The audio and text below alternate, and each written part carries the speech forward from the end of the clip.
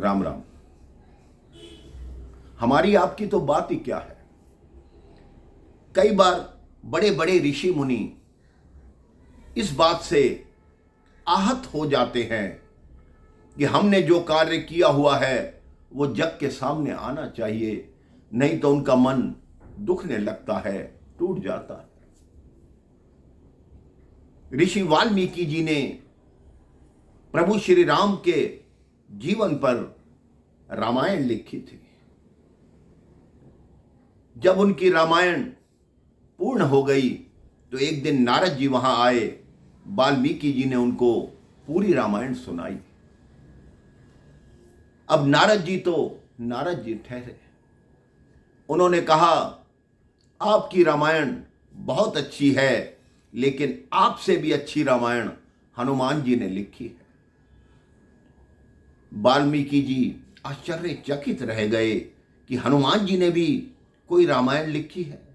नारद जी ने कहा, हाँ, इस समय वो कैलाश पर्वत पर हैं, तपस्या कर रहे हैं, उन्होंने रामायण लिखी है। जब प्रभु श्री राम का राज्याभिषेक हो चुका था तो हनुमान जी कुछ दिन का अवकाश लेकर कैलाश पर तपस्या करने गए थे। अब वाल्मीकि जी हनुमान जी के पास पहुंचे। उन्होंने देखा हनुमान जी एक बड़ी शिला पर अपने नाखूनों से प्रभु श्री राम का चरित्र लिख रहे हैं। वाल्मीकि जी ने जाकर हनुमान जी को वंदन किया। हनुमान जी ने उनका आदर किया और पूछा, ऋषिवर कैसे आए? तो ऋषिवर ने कहा कि मैंने प्रभु श्री राम का चरित्र एक रामायण लिखी है और मैंने सुना है कि आपने भी रामायण लिखी है। मैं आपकी रामायण देखना चाहता हूँ। हनुमान जी ने वो शिला दिखाई। जब वाल्मीकि जी ने उस शिला पर रामायण पढ़ी, उस रामायण का नाम हनुमद रामायण था। जब पढ़ी तो वाल्मीकि जी आंखों से झरझर आंसू बहने लगे। उन्होंने हनुमान जी से कहा कि आपकी रामायण अगर लोग पढ़ेंगे तो उसके बाद मेरी रामायण कोई नहीं पढ़ेगा। हनुमान जी ने कहा, आप चिंता मत कीजिए, आप मेरे पास आइए। हनुमान जी ने विराट रूप धारण किया। एक कंधे पर वाल्मीकि जी को बिठाया, दूसरे कंधे पर जिस पे वो रामायण लिखी हुई थी वो शिला उठाई और सागर तट पर आ गए।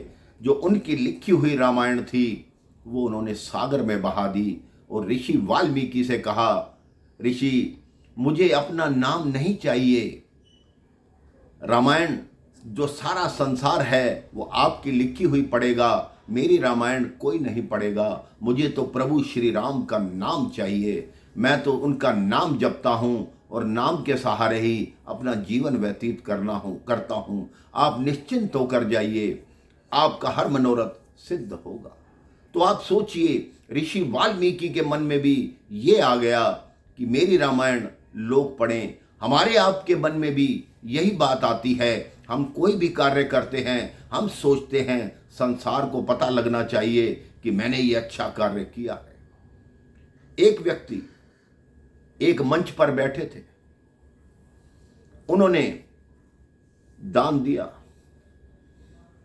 जो व्यक्ति लाउडस्पीकर पर बोल रहा था उसे कहते हैं कि मेरा नाम मत लेना कि दान मैंने किया है, लेकिन इतना बोल देना कि वो व्यक्ति मंच पर बैठे हुए हैं। अब वो उस व्यक्ति ने बोला, ये इतना दान एक ऐसे व्यक्ति ने दिया है जो मंच पर बैठे हैं। उस व्यक्ति ने फिर बुलाया, ये बोल दो कि कोने से तीसरी कुर्सी पर बैठे हैं। तो वक्ता ने फिर बोला कि कोने से तीसरी कुर्सी पर बैठे हैं। तो यही हमारे जीवन का नियम है। हम ऐसा ही करते हैं, जरा सा देते हैं और दुनिया के सामने उसका प्रदर्शन करना चाहते हैं। जो कुछ भी कीजिए, करना चाहते हैं तो शास्त्र कहते हैं दायां हाथ दे लेकिन बाएं हाथ को पता ना चले। तभी भगवान उस धन को, उस दान को स्वीकार करते हैं। राम राम, जय श्री राम।